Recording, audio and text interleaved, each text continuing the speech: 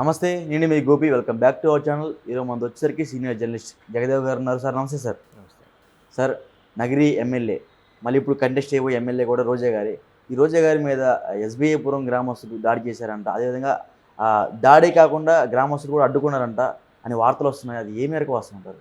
వాళ్ళ వీడియోస్ కూడా చూసాం కదండి. వాళ్ళు ఏదైతే గత 5 ఏళ్ళుగా మా గ్రామానికి ఒక ఏ సదుపాయం నోచుకోలేదు, మౌలిక సదుపాయాలన్నీ కూడా అన్నీ విస్మరించారు, ఎంతసేపు బటన్ నొక్కి వీటిలో రావడమే తప్ప మాకేం అంటే ఈ పరమైన లబ్ధి ఏం చేకూరలేదు అన్నట్టుగా కూడా వాళ్ళు ప్రతిఘటించడం వీడియో కూడా చూసాం. ఆవిడేం మాట్లాడలేకపోవడం. ఇంకోటి ఏంటంటే మొదటి నుంచి కూడా నియోజకవర్గంలో ఆవిడకి ఎందుకో వ్యతిరేకత అనేది బాగా, అంటే మొదటి నుంచి కాదు, మంత్రి అయిన తర్వాత వ్యతిరేకత ఏర్పడింది. ఎందుకంటే ఇప్పుడు ఆమె ఆధ్వర్యంలో, ఆయన పేరు మర్చిపోయాను, జడ్పీ చైర్మన్ ఎవరో ఉంటారు, వాళ్ళు వీళ్ళు ఆవిడకి వైసీపీలో ఉంటూనే ఆవిడకి ఎందుకో వెనక గోతులు తవ్వారని కూడా గతంలో చాలామంది చెప్పారు వైసీపీ శ్రేణులకు సంబంధించిన వాళ్ళు. అంతకుముందు ఒకసారి ఆవిడ ఆడియో వాయిస్ కూడా లీక్ అయింది రోజా గారిది.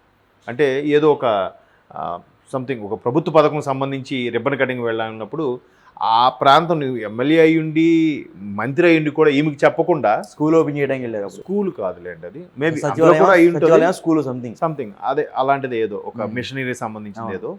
అయితే ఆ ఓపెన్ చేయడానికి వెళ్ళినప్పుడు ఈవిడికి చెప్పకుండా వాళ్ళు వెళ్ళి వాళ్ళే చేశారంట. ఆయన పేరు గుర్తు రావట్లేదు. సో అలా చేయడం వల్ల ఆవిడ వాపోయింది కింద స్థాయి. ఇప్పుడు మనలో మనమే ఇలా గోతులు తవ్వుకునేలా బిహేవ్ చేస్తే రేపొద్దున ప్రజల ముందు ఎంత చీప్ అయిపోతాము. ఇప్పటికే వైసీపీ మీద అందరూ దాడులు చేస్తున్నారు, టీడీపీ దగ్గర ఇంకా చులకన అయిపోతాం అని చెప్పి ఆవిడ మాట్లాడడము, ఆడియో వాయిస్ కూడా మనం యూట్యూబ్లో గట్రా విన్నాం, మీరు చూసారా లేదు. సో అట్లా జరుగుతున్న నేపథ్యంలో ఒకవైపు ఈవిడ మంచి దాని ఫైర్ బ్రాండ్ లాగా వైసీపీ తరఫున అందరి మీద విమర్శించడం, ఈ పరంగా బ్యాడ్ అయిపోవడం, తర్వాత బండారు సత్యనారాయణ లాంటి టీడీపీ నేతలు చాలా అసభ్యంగా దూషించడం కూడా మనం చూసాం. అఫ్కోర్స్ ఈవిడ మాట్లాడే విధానం కూడా అలాగే ఉండేది. ఎందుకంటే పవన్ కళ్యాణ్ గారి విషయంలో గాడిదకి వచ్చినట్టు 50 ఏళ్ళు వచ్చాయి అన్నట్టు కూడా మాట్లాడారు. అంటే అది ఎట్లా అనేస్తాం, చిన్నపిల్లడికి అనేసినట్టు. ఏదో ఒక అమ్మాయి వెళ్ళిపోతుంటే దారిలో టీవీ చేసినాడు, ఎరా గాడిద బుద్ధి లేదా టీచ్ చేస్తావా అని తిడతారు చూసారా, అలా తిట్టేసినట్టు. అక్కడ నేము ఫేము వయసులో ఇంచుమించి ఇద్దరు ఒకటే వయసు ఉంటుందేమో, రోజా గారిదిను పవన్ కళ్యాణ్ గారిది.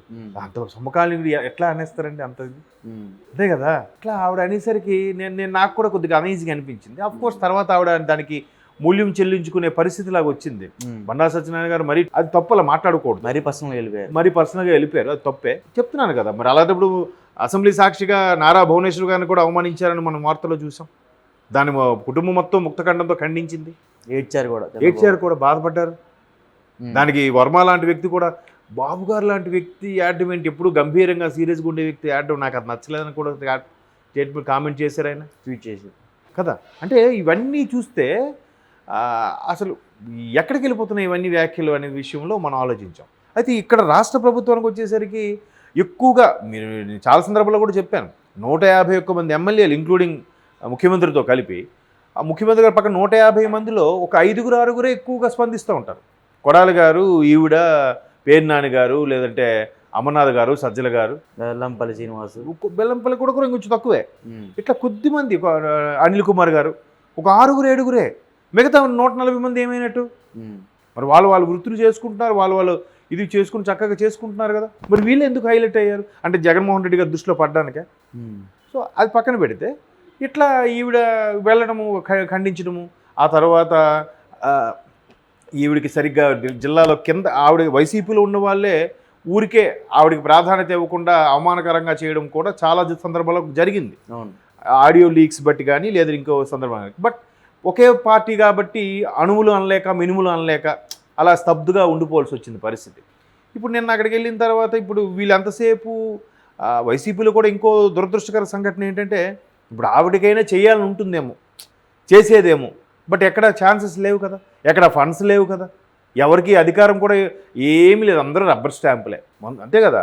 కింద స్థాయి వార్డు మెంబర్ నుంచి సర్పంచ్లు, ఎంపీటీసీలు, జడ్పీటీసీలు, కార్పొరేటర్లు, చైర్పర్సన్లు, చైర్మన్లు, మేయర్లు, మంత్రులు, ఎమ్మెల్యేలు ఎవ్వరికీ ఏం లేదు, అంతా ముఖ్యమంత్రి టు ఓటర్ టు ముఖ్యమంత్రి.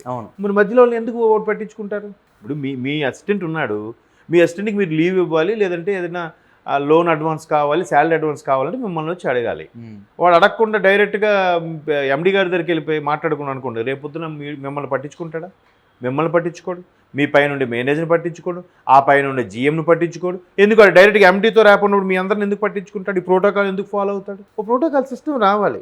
ముందు మీ దగ్గర అర్జీ పెట్టుకుంటే మీరు మీ మేనేజర్ పెట్టాలి, మీ మేనేజర్ జీఎంకి, జీఎం వైస్ ప్రెసిడెంట్కి, ఆ తర్వాత ఎండీకి, అలాగ ఒక సిస్టమ్ ఉండాలి. అప్పుడే అందరికి పని కలుపుతుంది, అందరికీ వృత్తి కూడా దొరుకుతుంది కదా. డైరెక్ట్గా ఎండీ టు ప్యూన్కి వెళ్ళిపోతే మధ్యలో ఇన్ని క్యారెక్టర్లు, పాత్రలు ఇవన్నీ ఎందుకు, పొజిషన్స్ అట్లా అయిపోవడం వల్ల కూడా మంత్రులు వాళ్ళు ఏం చేయలేక, ఏం అనలేక వెనుదిరగాల్సి వస్తుంది. అఫ్కోర్స్ లక్కీగా ఈ వీడియో తీయద్దని కూడా రిక్వెస్ట్ చేసుకున్నా, మొత్తానికి ఎవడో మహానుభావుడు తీశాడు. ఇవాళ రేపు స్మార్ట్ ఫోన్లు వచ్చాయి కాబట్టి అవి రావడం, ఇమీడియట్గా ఎవరికో ఒక ఫోటో లీక్ చేయడం, వాళ్ళు ఏదో ఛానళ్ళలో ఏదో సోషల్ మీడియా వల్ల పెట్టేయడం జరుగుతుంది, మొత్తం బయటకు వచ్చేస్తుంది. నీరాజనాలు పట్టినవి వస్తున్నాయి, ఇట్లా అవమానకరంగా చాలమ్మా మీరు వెనుదిరిగి వెళ్ళండి, మా ఊర్లోకి రావద్దు అన్నట్టు కూడా వస్తున్నాయి. ఏం మాట్లాడతారు, ఏం చెప్తారు? కాకపోతే ముఖ్యమంత్రి స్థాయి హోదాలో ఆయన చుట్టూ ఉండి జనాలు ఉంటారు కాబట్టి దగ్గరికి ఎవడు వెళ్ళి అడగలేకపోతున్నాడు. మంత్రుల స్థాయి వ్యక్తులు, వీళ్ళు ఎమ్మెల్యేలు అంటే జనాలు ప్రజల్లోకి వెళ్ళాలి, వాళ్ళతో పక్కన కూర్చోవాలి, మాట్లాడాలి, భోజనం చేయాలి, వాళ్ళు ఏం పెట్టినా బాగున్నా బాగాలేకపోయినా నవ్వుతూ మెంగాలి, అంతేనా? అన్నీ చేయాలి. అలా చేసినప్పుడు ఇలాంటివి కూడా జరుగుతుంటాయి. ఇప్పుడు ఆవిడకే కాదు, షర్మిల గారు కూడా ఏమైంది, వైసీపీ కార్యకర్త ముగ్గురు అడ్డుకోవడం జరిగింది, కొన్ని ఊర్లో పంపించుకోవడం జరిగింది. ఆవిడ మీకేంటి ప్రాబ్లం అని అడిగింది. వాళ్ళు కొంతమంది క్వశ్చన్స్ చేశారు, ఆ క్వశ్చన్స్ కూడా ధీటుగా సమాధానం చెప్పింది. చెప్పాలి, చెప్పగలగాలి, తప్పో ఒప్పో కాన్ఫిడెన్స్గా మాట్లాడేయాలి, అంతే కదా. లేదా మళ్ళీ అవకాశం ఉంది కదా స్టోరీ, మళ్ళీ సేమ్ డైలాగ్ ఏముంది, కంఠస్థం పెట్టినట్టే కదా.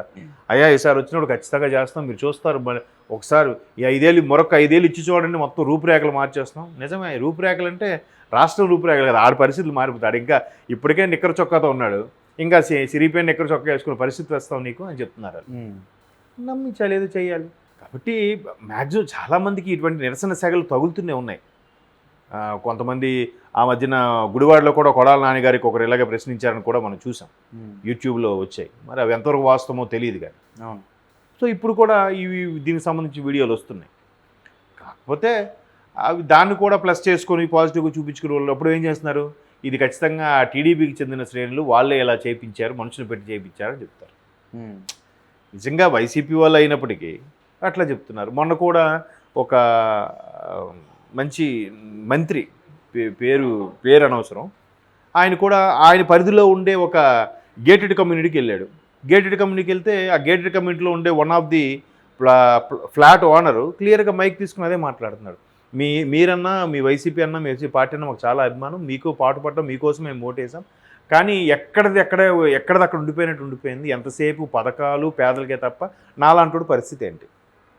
మాకేమైనా కల్పించండి, అవకాశం కల్పించండి, లేదంటే కంపెనీస్ ద్వారా, లేదంటే మా డెవలపింగ్ ఏదో చేసేలాగా, మాకు ల్యాండ్ కాస్ట్ పెరిగేలాగా, లేదంటే ఇంకేదో ఆప్షన్ పెరిగేలాగా మీరు నాకు అవకాశం కల్పించాలి, నేను ఏదో చిన్న బిజినెస్ మ్యాన్ని అని ఆయన అడుగుతున్నాడు. ఆ గేటెడ్ కమ్యూనిటీలో దగ్గర 256 ఫ్లాట్లు ఎన్నో ఉంటాయట. ఆ ఫ్లాట్లో వెళ్ళి కన్వర్సింగ్కి వెళ్తారు కదా, అక్కడ కూడా వెళ్ళినప్పుడు ఆ మంత్రికి ఎదురైన పరాభవం అది క్లియర్గా, అది కూడా వీడియో వచ్చిందిగా. నేను మీకు వీరాభిమాన్ని, మీకే నేను ఓటేసాను, కానీ నాకెందుకో బయట ప్రతిపక్షాలను చెప్పుకోలేకపోతున్నాను, ఎంతసేపు మీట నొక్కామా పథకాలకు వెళ్ళిపోయాను అంటున్నారు. మరి నాలంటి పరిస్థితి ఏంటి? నేను ఇక్కడ గేటెడ్ కమ్యూనిటీలో ఉన్నాను కాబట్టి నాకు ఏవి వర్తించు, ఏవి రావు అంటే, నేను కష్టపడి ఎన్ని బిజినెస్ చేసుకుని నేను ట్యాక్సులు కడితే అన్నీ అటు వెళ్తారా? మరి మేము మీ దృష్టిలో మేము ఓటర్ కాదా? మా ఓటు మీకు అవసరం లేదా అని అడిగాడు ఆయన.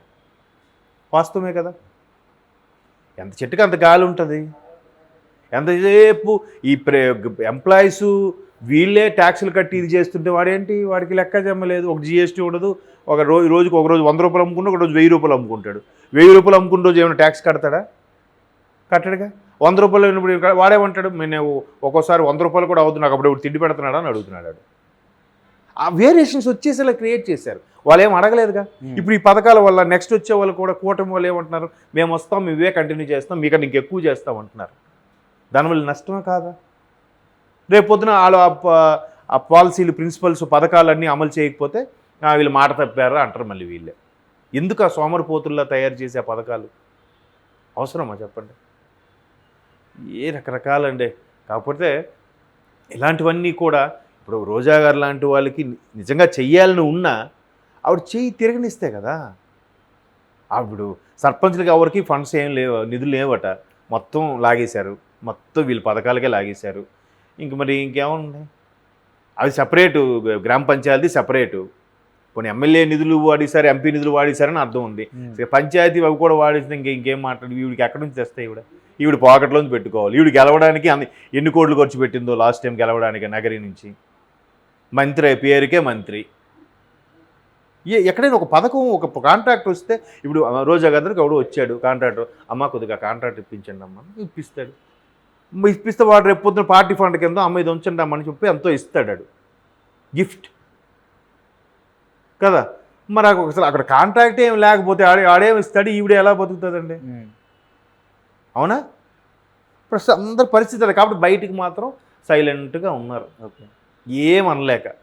సో అందుకు ఏ గ్రామానికి వెళ్ళినా కూడా అందరూ ఒకలాగా ఉంటారు కదా. కొంతమంది సరేలే 100 సారా ప్యాకెట్కో, లేదంటే మొన్న జరిగినట్టు 350 రూపాయలు 150 రూపాయలు క్వార్టర్కి ఇచ్చేలాగా ఉంటే వస్తున్నారు, లేదంటే దిగులేరన్నారు. ఇంకొంతమంది వచ్చినా సరే డబ్బులు ఇచ్చారు కదా సైలెంట్గా వినేసి వెళ్ళిపోతున్నారు. కొంతమంది ధైర్యవంతులు ఇలా ప్రతిఘటిస్తారు. అది మనకి ఇలాగా దొరుకుతూ ఉంటుంది. Okay sir, thank you sir.